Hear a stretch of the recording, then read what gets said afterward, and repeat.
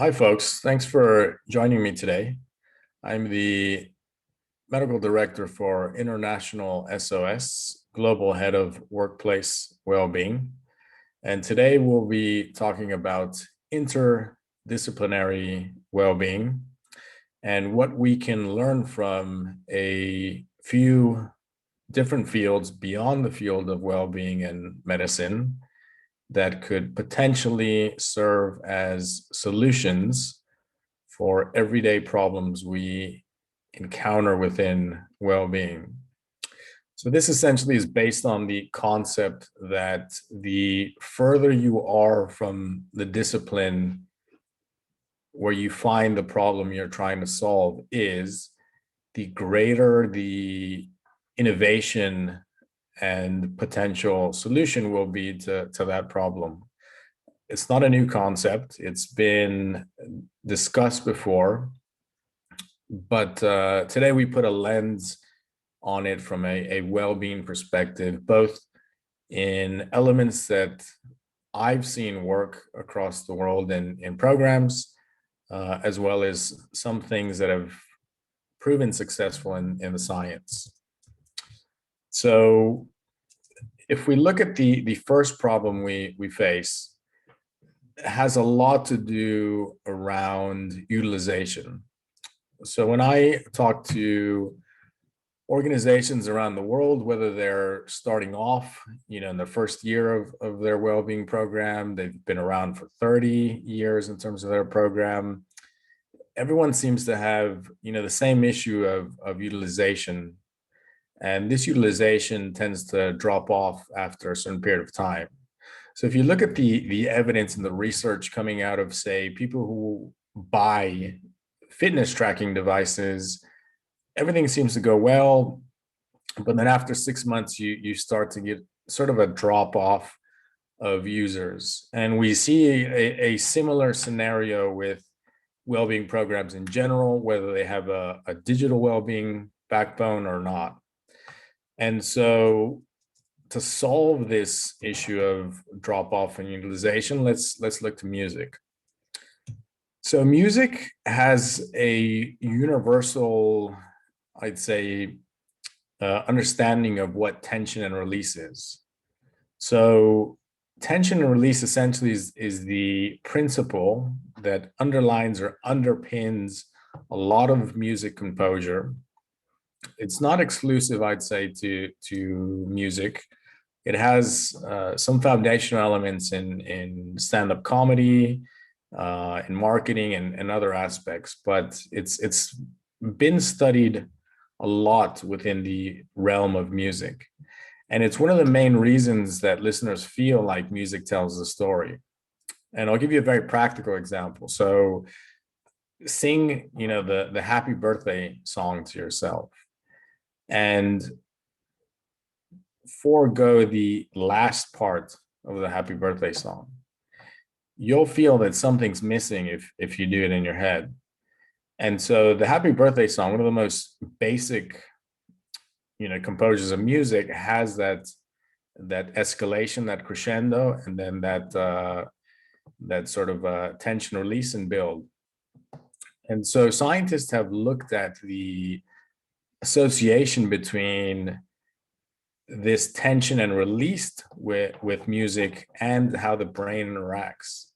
And so here we see a study done by scientists that look at classical music.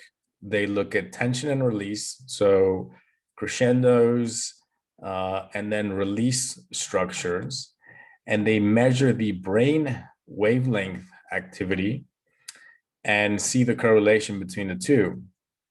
And as you can, clearly see, there is a massively high correlation between the two.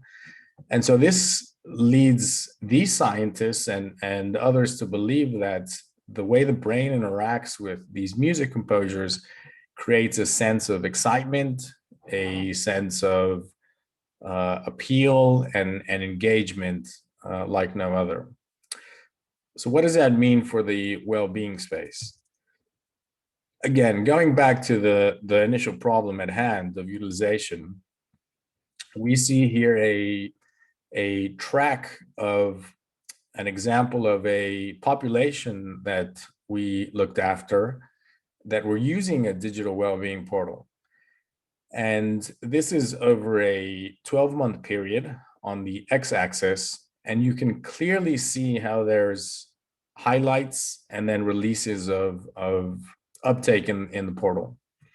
And the way we created this was in close collaboration with the communications team. We created build-up through the communication strategy where we would say, something's coming, watch this space, and we would see a massive uptake in utilization. Now, this was great in terms of collateral benefits, because once people were on the Wellbeing portal, while they were waiting for this to come, they would access things like the online health risk assessment, they would access the resource library in other terms.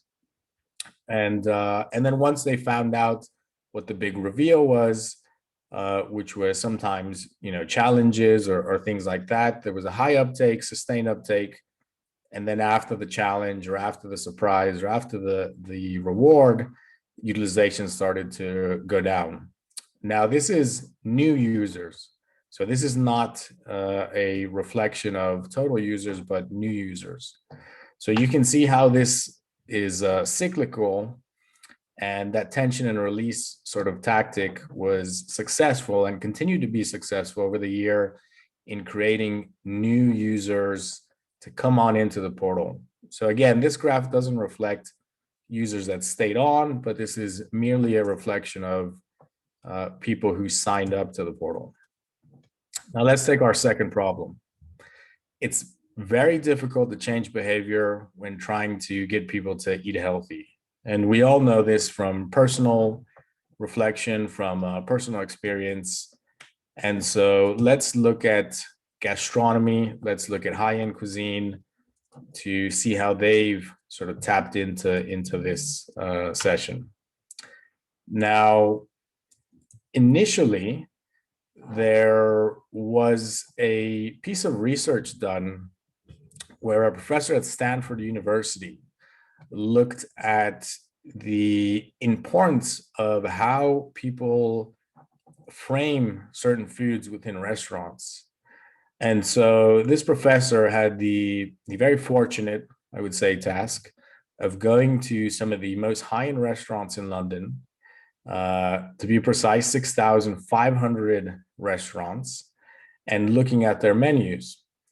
And one of the things their team did was to look at how much of a price increase there was associated per letter with the description of the actual dish.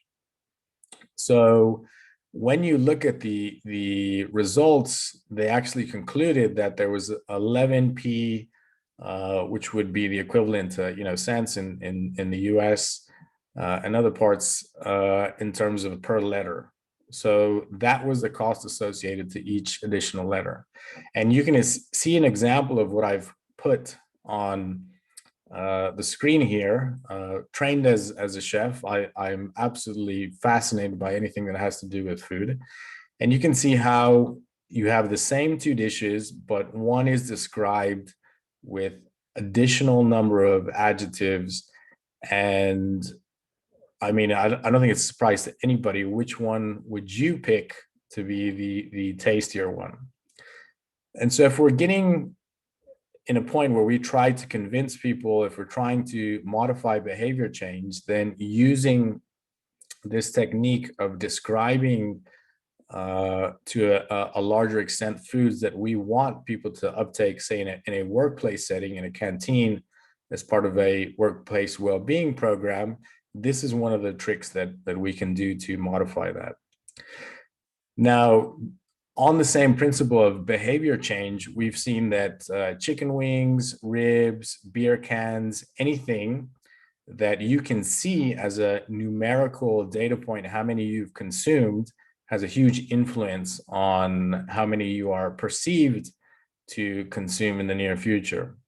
So if you go to a bar, if you go to a restaurant and you have a situation where where the number of drinks you're having, the number of food you're having stays on the table, you're much likelier to have less than say if those drinks are taken away. So you don't actually register how much you've consumed food or drink wise.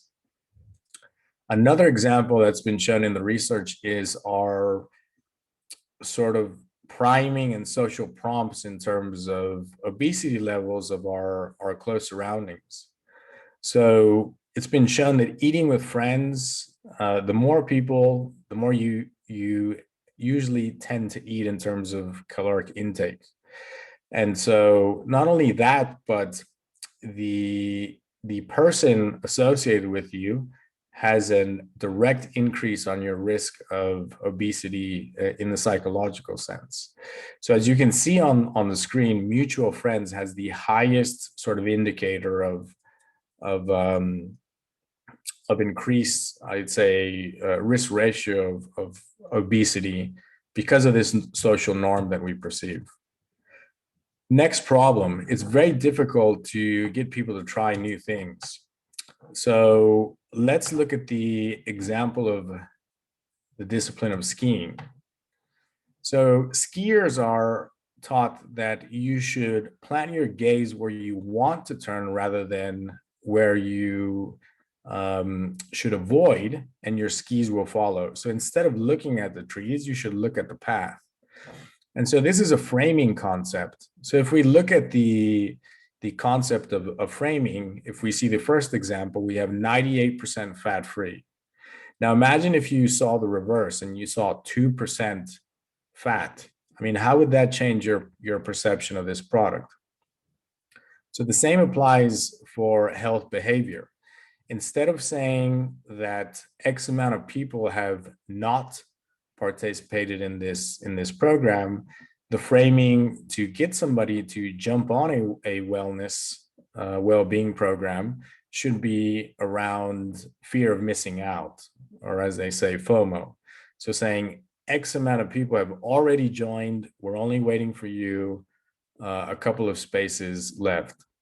Another fantastic example was an experiment done in a supermarket where they put a sign that said only 10 bananas per customer. Now, you and me probably wouldn't go into a supermarket and buy, more than 5 bananas, much less 10, especially if they go off so quickly. And what happened was they completely sold out of bananas in that same day. And so this was the notion that people were saying they had anchored that perception that they were only allowed that much. So the framing was very different. One of my favorite examples is, again, you can see, and this is closer to the skiing analogy of how certain products market towards children. So if you see the images on screen, you'll notice that the eyes of the cartoon characters are all facing downwards. And this is because children, when they walk down the alley of the supermarket, they immediately establish eye-to-eye contact with the icons, and that creates a neurotransmitter sense where they want to reach for that. Now, if you look at adult cereals, their gaze is usually parallel level, which is at the height of the actual adult. So very different marketing strategies in terms of where we need to look. Now, the next problem, COVID-19 is probably set to, well, not probably, but very likely set to trigger a tsunami of mental health related cases. So let's look at the military. The Walter Reed Institute in the US has done a fantastic job of, for years, researching not only in prevention, but in treatment of things like post-traumatic stress disorder and mental health.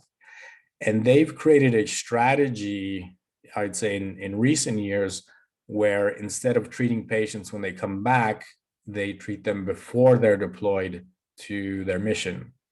And so this is the concept of taking a glass, and let's look at the middle glass here on screen.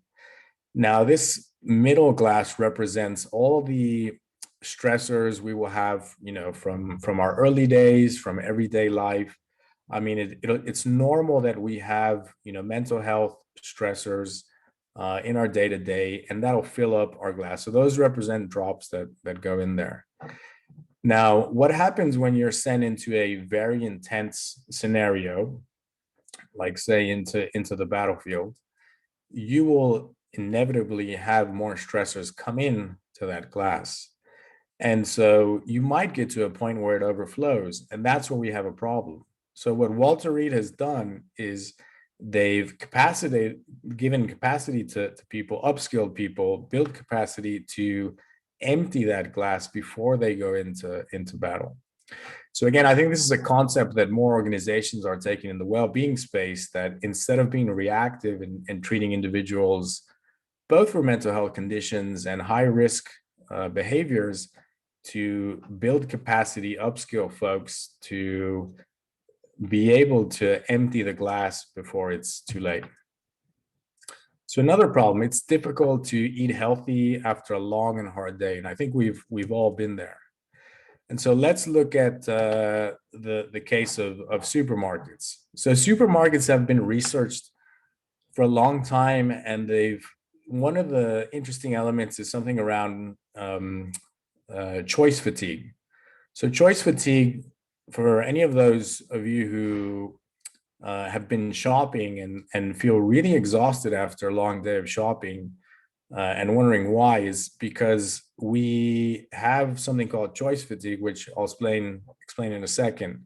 So imagine every day you wake up and you have 100 marbles at the beginning of the morning. So each decision you make during the day takes up one marble. Should I go to work in the black shoes, brown shoes? Should I take public transport, bike, taxi? So those are all probably one marble.